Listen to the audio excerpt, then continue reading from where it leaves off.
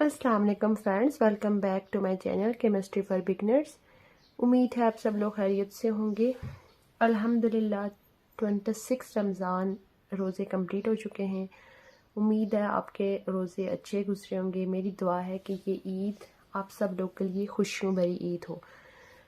तो आज मैं आपके लिए लाई हूँ class 10th chemistry chapter number 9 के न्यूमेरिकल प्रॉब्लम्स। इससे पहले हम ऑलरेडी चैप्टर नंबर 9 के तमाम लेक्चर्स जो है वो चैनल पे मैं अपलोड कर चुकी हूँ। आज चैप्टर नंबर 1 का लास्ट लेक्चर है न्यूमेरिकल प्रॉब्लम के रिलेवेंट। फर्स्ट न्यूमेरिकल है the following concentration were measured for an equilibrium mixture eight 500 K N2 is equal to 3.0 H2 3.7 10 की पावर -2 NaNH3 1.6 10 की power -2 calculate the equilibrium constant. यानी कि इसमें हमें इक्विलिब्रियम कांस्टेंट को मेजर करना है। यहाँ पे हम देख लेते हैं कि उन्होंने इस रिएक्शन में हमें क्या क्या दिया हुआ है। यानी कि सबसे पहले हम लिख लेते हैं इसकी इक्वेशन।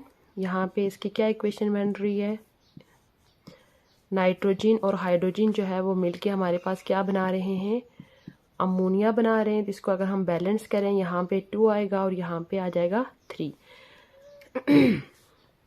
सबसे पहले हम इसका जो है वो एक्सप्रेशन लिख लेते हैं कि इक्विलिब्रियम कांस्टेंट का एक्सप्रेशन हम ऑलरेडी पढ़ चुके हैं कि वो क्या होता है, प्रोडक्ट्स और रिएक्टेंट। प्रोडक्ट हमारे पास यहाँ पे अमोनिया है, तो रिएक्टेंट हमारे पास नाइट्रोजन और हाइड्रोजन है। यहाँ पे आपको पता है कोफिशिएंट क्या हो जाता है, पावर बन जाती है। यहाँ पे देखें कि इसमें उन्होंने हमें वैल्यूज़ दी हुई हैं कि नाइट्रोजन की क्या वैल्यू है हमारे पास, N2 की वैल्यू है 3.0 10 की पावर -2 मोल। उसके बाद हाइड्रोजन की क्या वैल्यू दी हुई है 3.7 10 की पावर -2। और तीसरी चीज़ हमारे पास यहाँ पे क्या है, अमोनिया, उसकी वैल्यू दी हुई है 1.6 10 की पावर -2। 1.6 मल्टीप्लाई बाय 10 की पावर -2 मोल। यहाँ पे आप देखें कि इसमें हमने क्या करना है कि ये वैल्यूज हमें इस इक्वेशन में पुट करनी है। यहाँ पे आप देखें कि अमोनिया की जगह हम क्या लिख लेंगे, 1.6 10 की पावर -2 लिख लेंगे। तो यहाँ पे आप देखें स्क्वायर है तो ऊपर क्या हो जाएगा, स्क्वायर हो जाएगा। नाइट्रोजन की जगह हम लिखेंगे 3.0 10 की पावर -2। उसके बाद हाइड्रोजन की जगह हम लिखेंगे 3.7 10 की पावर -2 और इसकी पावर कितनी है, 3 है। अब आप देखेंगे जब ये मल्टीप्लाई इसको करेंगे 1.6 है और उसका स्क्वायर इसी तरह 10 की पावर -2 का स्क्वायर है। 1.6 को जब हम 1.6 से मल्टीप्लाई करेंगे यह आ जाएगा 2.56। इसी तरह ये पावर्स भी मल्टीप्लाई होंगी तो 2 2s और -4 हो जाएगा। ये हम इसी तरह लिखेंगे 3.0 10 की पावर -2। उसके बाद दूसरी तरफ हो जाएगा इसी तरह। यहाँ पे भी देखें इसकी क्यूब है पावर, इसको 3 दफ़ा मल्टीप्लाई करेंगे। 3 दफ़ा मल्टीप्लाई करने से ये आता है 50.65 और 10 की पावर कितनी हो जाएगी, -6 हो जाएगी। अब नेक्स्ट स्टेप में आप देखें 2.56 है, ये आपस में यानी 50 को आप इस तरह से 3 से मल्टीप्लाई करेंगे 10 की पावर -4। जब 50 को हम इधर 3 से मल्टीप्लाई करेंगे तो ये हमारे पास आ जाएगा 151.95 आ जाएगा। ये इसी तरह से ये पावर्स भी ऐड हो जाएंगी तो 10 की पावर -6 और -2 जब ऐड हो जाएगा तो ये हो जाएगा -8 हो जाएगा। तो अब आप देखेंगे ये -8 है और -4, 4 और 4 इसमें आपस में कट जाएगा। 2.56 को आप 151.95 से आप क्या कर लेंगे, यहाँ पे इसको यानी कि आपने डिवाइड करना है। डिवाइड करने में हमारे पास आंसर आता है 0.0168 आ जाता है और 10 की पावर 1 ओवर क्या हो जाएगा 10 की पावर -4, क्योंकि -4 जो है वो उससे कट गई है।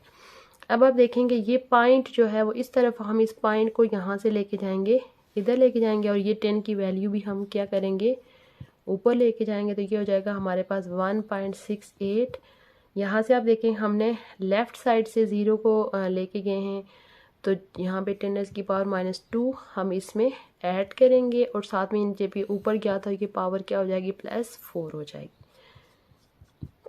अब देखें +4 है -2 है, तो ये इनकी जब आपस में हम ऐड करेंगे इन पावर्स को, तो ये हमारे पास हो जाएगी 10⁻²। ये हमारे पास क्या है, न्यूमेरिकल नंबर 1 का answer.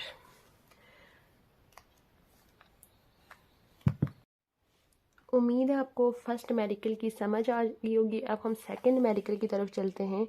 To calculate the value of equilibrium constant substitute the equilibrium concentration in the ये ऊपर वाले के साथ लिखा हुआ है, the equilibrium concentration of NO2 and N2O4 at 142 degree C for the reaction are 0.71 mole per dm³ and 1.45 mole per dm³। यहाँ पे भी आप देखें, हम इस रिएक्शन में भी हमने इक्विलिब्रियम कांस्टेंट फाइंड करना है। सेम ऊपर वाले मेथड को आपने फॉलो करना है। ये एक्सप्रेशन उन्होंने दिया हुआ है, इसमें आपने N2O4 की वैल्यू पुट करनी है। N2O4 की वैल्यू ये दी हुई है और NO2 की वैल्यू ये दी हुई है। बाकी इसको सॉल्व करने का प्रोसेस पूरा वही होगा जो हमने 1 में किया। उसके बाद जो 3 वाला है, यहाँ पे टेम्परेचर देखें 800 केल्विन है।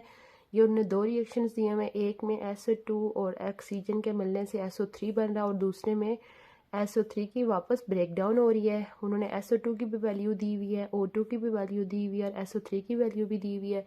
यहाँ पे हमने 2 अलग अलग एक्सप्रेशन के लिए केस ही कैलकुलेट करना है, यानी कि एक दफ़ा ये प्रोडक्ट इस तरह से सेम इनमें आपने पुट करके ये निकालना है। उसके बाद देखें नेक्स्ट हमारे पास क्या है कि फोर्थ वन है the equilibrium constant for the expression. यहाँ पे आप देखें इन तीनों न्यूमेरिकल्स में हमने इक्विलिब्रियम कांस्टेंट को फाइंड करना था। यहाँ पे इक्विलिब्रियम कांस्टेंट उन्होंने क्या हुआ है, दिया हुआ है। हमारे पास रिएक्शन है CO और Cl2 के मिलने से COCl बन रहा है। तो यहाँ पे इस रिएक्शन में हम देखें क्या कैलकुलेट करना है। इसमें उन्होंने कार्बन मोनोऑक्साइड के नंबर ऑफ मोल्स दिए हुए हैं, क्लोरीन के नंबर ऑफ मोल्स दिए हुए हैं। तो उस यहाँ पे हमने कैलकुलेट करना है COCl2, यानी प्रोडक्ट की वैल्यू जो हमने फाइंड करनी है। इसके लिए मैं इक्विलिब्रियम एक्सप्रेशन हम लिख लेते हैं कि इसका इक्विलिब्रियम देखें कि ये हमारे पास इक्वेशन है कि कार्बन मोनोऑक्साइड और क्लोरीन के मिलने से हमारे पास क्या बन रहा है, COCl2 बन रहा है। इसका इक्विलिब्रियम एक्सप्रेशन क्या होगा हमारे पास, COCl यानी प्रोडक्ट्स और रिएक्टेंट होते हैं हमारे पास। तो इस तरह से इसका इक्विलिब्रियम एक्सप्रेशन होगा। यहाँ पे कोई पावर नहीं होगी क्योंकि इक्वेशन में हमारे पास कोई भी कोएफिशिएंट नहीं है। यहाँ पे आप देखिए उन्होंने Kc की वैल्यू भी दी हुई है, कार्बन मोनोऑक्साइड की वैल्यू भी दी हुई है, क्लोरीन। यहाँ पे हमने क्या करना है, फाइंड करना है। तो इसको हम इधर रख के इन दोनों चीज़ों को इक्वेशन के दूसरी साइड पे लेके चले जाएंगे। तो इसको रीअरेंज कर लेते हैं, ये इस तरह से हो जाएगा। ये आप देखें क्या हो रहा है, इधर डिवाइड हो रहा है, दूसरी तरफ जाके क्या हो जाएंगे, ये Kc से मल्टीप्लाई कर जाएंगे, यानी कार्बन मोनोऑक्साइड और Cl2। बाकी ये सिंपल है, आपने इसमें वैल्यूज़ पुट करके इसको सॉल्व करना है। वैल्यूज़ उन्होंने दी हुई हैं, Kc की वैल्यू भी दी हुई है, कार्बन मोनोऑक्साइड की वैल्यू भी दी हुई है, और क्लोरीन की वैल्यू भी उन्होंने दी हुई है। उसके बाद देखें लास्ट न्यूमेरिकल है equilibrium constant for the formation of nitrosyl chloride. यानी हमारे पास ये जो रिएक्शन है इसके यानी कि NO और Cl2 के मिलने से NOCl बन रहा है। यहाँ पर उन्होंने इक्विलिब्रियम कांस्टेंट की वैल्यू दी हुई है। इस रिएक्शन में हमारे पास NO की अमाउंट ये है, Cl की अमाउंट ये दी हुई है, और NOCl की भी ये दी हुई है। तो अब क्वेश्चन ये है कि क्या ये रिएक्शन जो है वो इक्विलिब्रियम में है या नहीं है। अगर आपको याद हो कि हमने इस चैप्टर का लास्ट टॉपिक किया था जिसमें रिएक्शन क्वोशिएंट के बारे में देखा था कि पहले से जो रिएक्शन साइंटिस्ट ने यानी कि वो उन्होंने प्रोसीड किए हुए, प्रोसीड करके उनकी फिक्स इक्विलिब्रियम कांस्टेंट की वैल्यू नाउन है। जब कोई नया बंदा रिएक्शन प्रोसीड करेगा तो वो उस रिएक्शन के दौरान जो इक्विलिब्रियम कांस्टेंट की वैल्यू फाइंड करेगा तो उसको रिएक्शन क्वोशिएंट बोलेंगे। वो उस वैल्यू को कंपेयर करेगा जो ऑलरेडी नाउन इक्विलिब्रियम कांस्टेंट की वैल्यू है, तो उससे फिर वो देखेगा कि आया ये रिएक्शन इक्विलिब्रियम में है या नहीं है। सेम यहाँ पे भी हमने यही कुछ करना है कि ये जो उन्होंने वैल्यूज़ दी हुई हैं रिएक्टेंट्स यानी NO की, क्लोरीन की और प्रोडक्ट NOCl की, ये वैल्यूज फाइंड कर यानी पुट करके हमने इक्विलिब्रियम कांस्टेंट की एक वैल्यू फाइंड करनी है। वो जो वैल्यू होगी वो बेसिकली क्या होगा, Q होगा। उस Q को हमने कंपेयर करना है इससे। अगर वो ज़्यादा होगी तब क्या होगा, अगर कम होगी तब क्या होगा, या इक्वल है तो तब क्या होगा। ये चीज़ें तीनों कंडीशंस हम पीछे ऑलरेडी पढ़ चुके हैं। उम्मीद है आपको आज का लेक्चर अच्छा लगा होगा। ये आप देखें, इनके उन्होंने आंसर्स भी लिखे हुए हैं, यानी सारे न्यूमेरिकल्स के। यहाँ से भी आप सॉल्व करने के बाद कंपेयर कर सकते हैं कि आपका न्यूमेरिकल आपने ठीक सॉल्व किया है या नहीं किया। उम्मीद है आपको आज का लेक्चर अच्छा लगा होगा।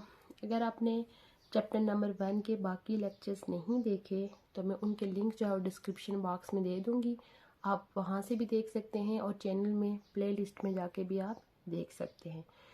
उम्मीद है आपको हमारा आज का लेक्चर अच्छा लगा होगा। अगर लेक्चर अच्छा लगा है तो वीडियो को लाइक कर लीजिए और अपने दोस्तों के साथ भी शेयर कर लीजिए। और चैनल पे पहली दफ़ा आए हैं तो चैनल को लाजमी सब्सक्राइब कर लीजिए। इससे आपका भी फ़ायदा होगा और मेरा भी फ़ायदा होगा और मुझे भी मोटिवेशन मिलेगी। तो उससे फिर मैं आपके लिए न्यू वीडियोस लेके आऊँगी इंशाल्लाह। बहुत जल्द मैं चैप्टर 2 के भी तमाम लेक्चर्स लेके आऊँगी। तब तक के लिए अल्लाह हाफ़िज़।